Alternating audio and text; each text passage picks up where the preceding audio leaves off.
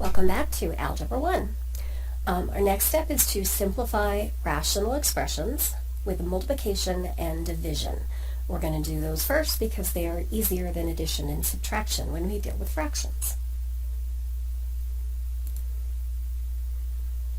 So rational expression just means a fraction, and it can have a variable, and that variable can be either on the top or the bottom of the fraction, and we're still going to be able to find out how to solve those types of problems eventually. So we really prefer to cancel factors if we can before we do the multiplication. We know when we multiply straight across. We don't cross multiply because there's not an equal sign in between them. When it's just times, it's multiply. 3 doesn't go into 7, 5 doesn't go into 8. None of these are ones that we are simplifying, so we're just going to multiply straight across. And that includes our variables and denominator multiplied straight across. If we already tried to cancel factors first, we know that we're not going to have to simplify this any further. On our second problem here, we can simplify multiple ways. So I see 5 goes into 5. I see b squared cancels with b squared. 7 and 10, nothing else simplifies, so then we multiply straight across. 10 times, if there's nothing left, it was a 1, and we put our number in front of our variable. Notice we want to have a fraction straight across. We don't want to write these as a diagonal. So I don't want to see these written like this. It's just a bad habit. We do not want to get into this.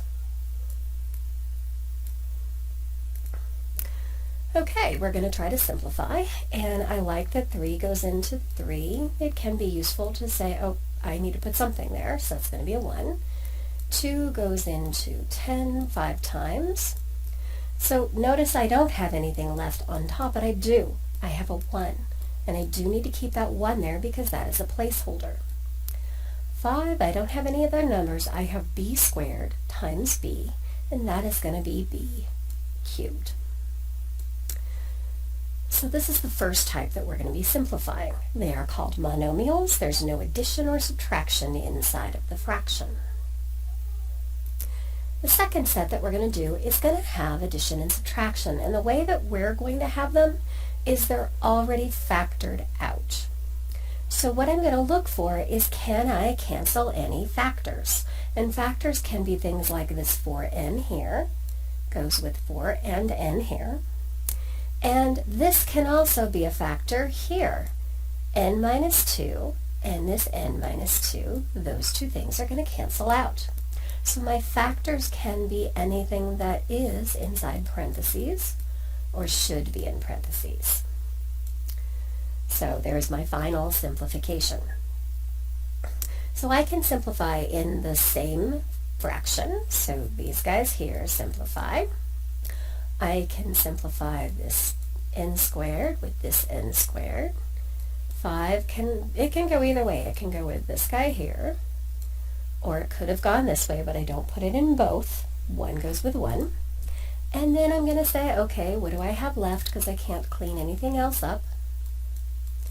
And on the top I have n minus 7, and the only reason I'm not writing parentheses around it is because that's the only thing on the top. 2 times 5 is 10,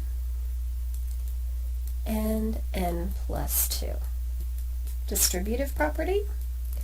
And multiply this 10 times both terms and have a final answer like this. Now 3n on top, 3n on the bottom, those two things can cancel. Be very careful here. Do you see this little squared? That really means I have 2n minus 9s, and in the denominator I only have 1n minus 9. So when I cancel this guy out, I don't cross this out, I cross one of them out of here.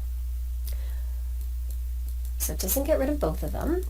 Numerator, not writing parentheses because I have nothing else with it, and denominator. So those are simplifications with multiplication. When we divide, the most important thing that we have to remember is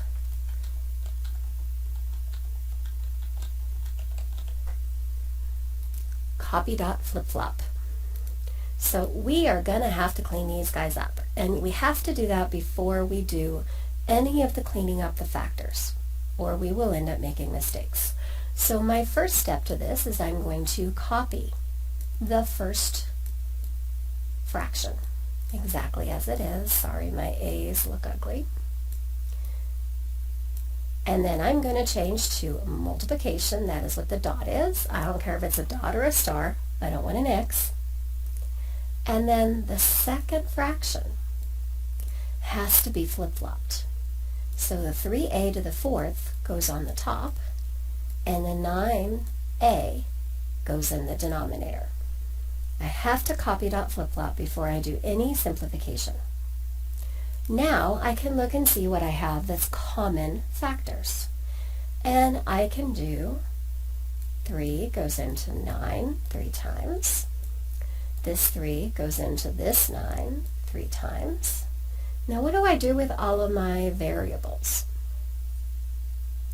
I can kind of go, okay, well, how many do I have? And try to cancel out things in different parts.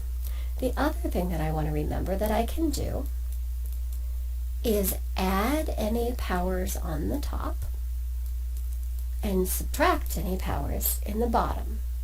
So right now I have a to the 3 is on top, 4 is on top, 5 is in the denominator, I'm going to say minus, and a single a is in the denominator, so that's going to be a 1. So when I do this little number crunching here, I come up with a to the first power, which means it's in the numerator. So I do 3a over 10.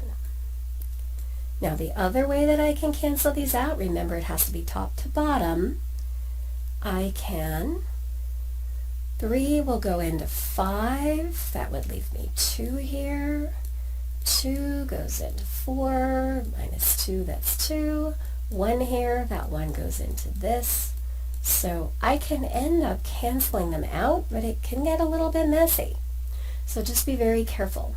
The other thing that I could have done is, and I'll write this down and then clean it up for the next problem, I could have done an a for every single a.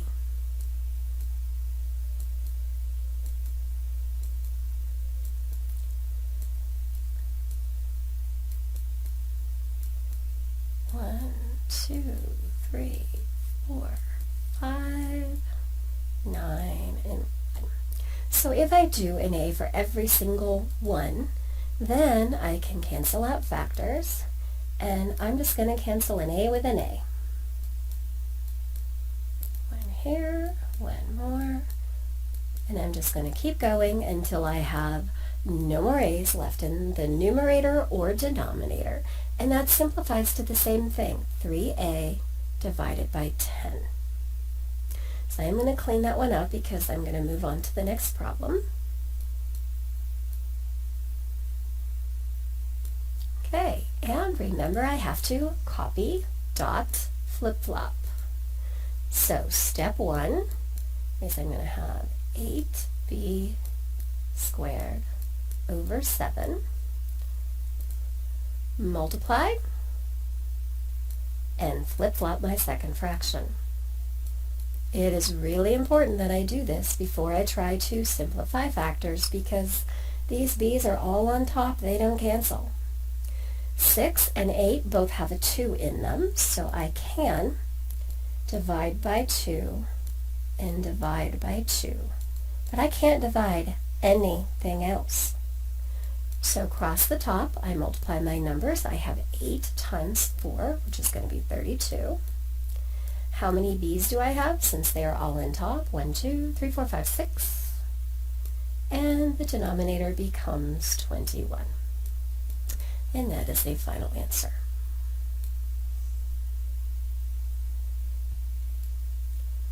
Okay, you're going to have a section that is all multiplication and then a section that is division. Remember, it is copy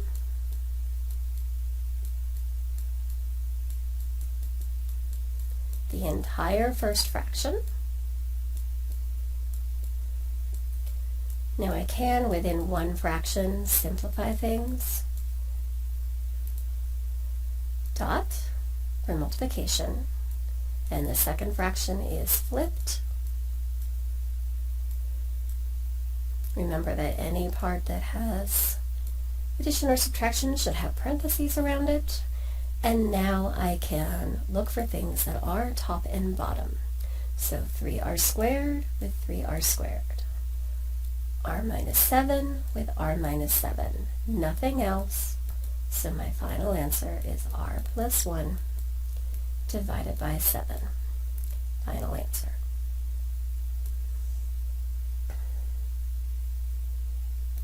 Okay. Now I can have them get a little bit more complicated, but you notice that these all they're factored. So you don't have to worry about factoring, you just need to worry about copy, dot, flip, flop. So I'm going to have x minus 1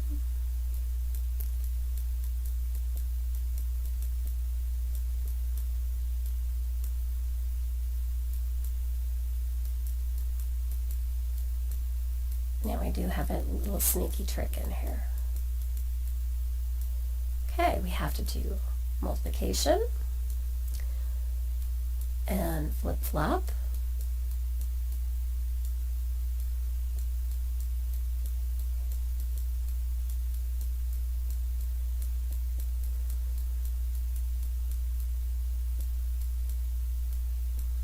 Okay, now top and bottom, and it doesn't matter which fraction we're in, we are going to be able to cancel these two out. I don't see anything that goes this way or this way. I see these two look really, really close, but they are not identical. What I have to do is factor out a negative. So I have to change this guy to be negative, and then I can do negative x plus 1. And that could be written the same way as this. So now this will cancel. So this is a slight little trick that sometimes we don't see it very well. I do prefer to have the negative sign in the numerator as opposed to the denominator. So now everything in this one canceled out except for the negative sign, which stays in the numerator.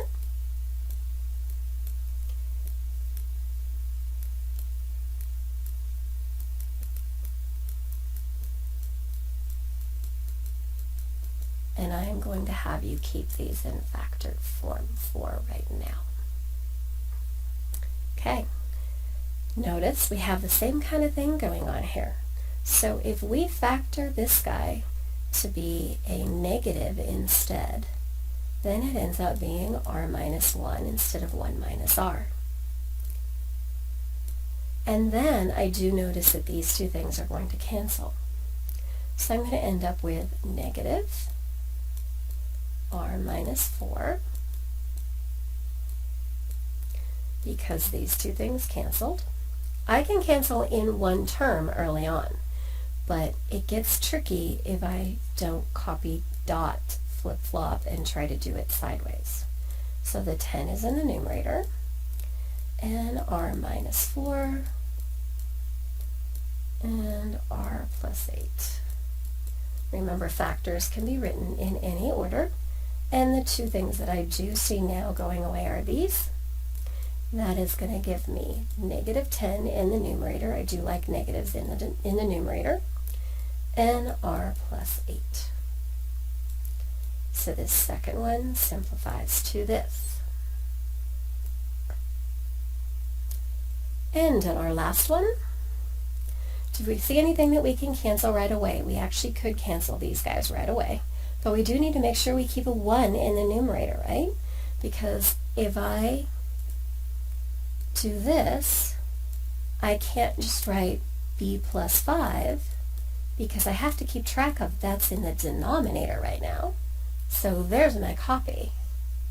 Multiply and flip-flop.